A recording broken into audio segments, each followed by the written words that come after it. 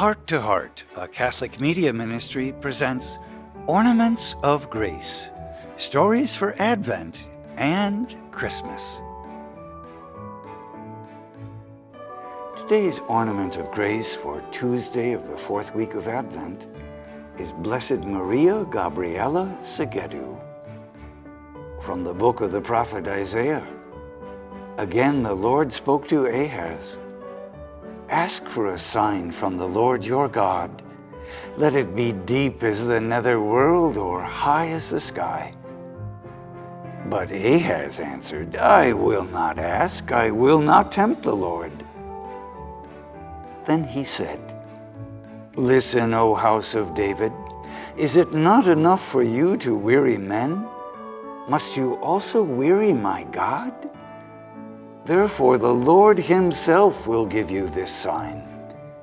The virgin shall be with child, and bear a son, and shall name him Immanuel. Born to shepherds in the Sardinian Region, an island to the west of Italy, Maria Sagheddu recognized the sign given by a loving God as Immanuel, God with us. She learned to trust him even in difficult times. Unlike Ahaz, who was a king and rejected a prophet's guidance, Maria let Jesus be her king, allowing him to care for her. Maria's father and one brother died in 1919 when she was only 5. 2 more brothers died in childhood.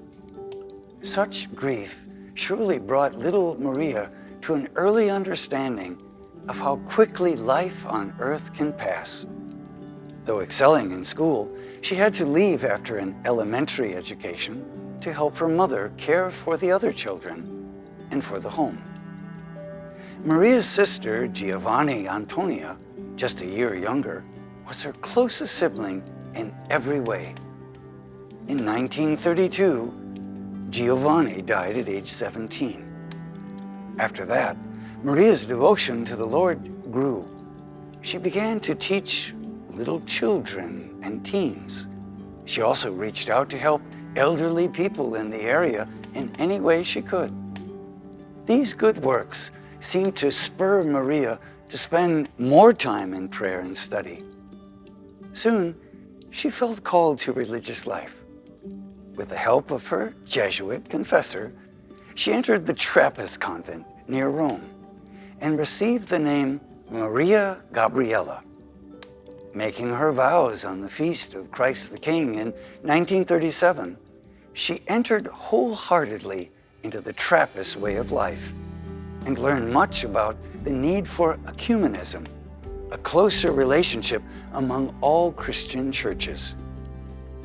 She suffered from bouts of anxiety, but abandoned herself completely into the hands of God and found relief.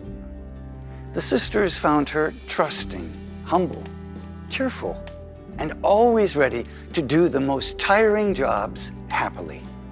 Maria Gabriella gave thanks to God for allowing her to be at one with him through her vowed life. Still, she longed for all Christians to grow in understanding of one another and to develop a relationship with one another in Jesus. In January 1938, during a time of special prayer for Christian unity, Maria offered herself as a spiritual sacrifice so that all might be one. This sacrifice in God's plan was not only to be spiritual, but physical as well. By May of the same year, doctors told her she had incurable tuberculosis. After suffering with the disease for over a year, Maria peacefully gave herself to the Lord and died on April 23, 1939. It was Good Shepherd Sunday, and the gospel proclaimed, and there will be one fold and one shepherd. During her very short life of 25 years, her love for unity had been welcomed by the Anglican Church and other believers as well. After her death, vocations flocked to her religious community. In his encyclical, Ut Unum Sint, that they may be one, Saint Pope John Paul II referred to Maria Gabriella as an example to follow, someone who realized it is our duty at all times, everywhere, to pray and work for unity. The Pope beatified her on January 25, 1983. Blessed Maria Gabriella Sagheddu is today's ornament of grace.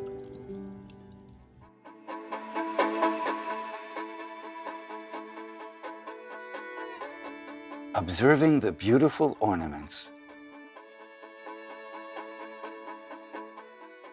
How can you work for greater unity among all Christian faiths?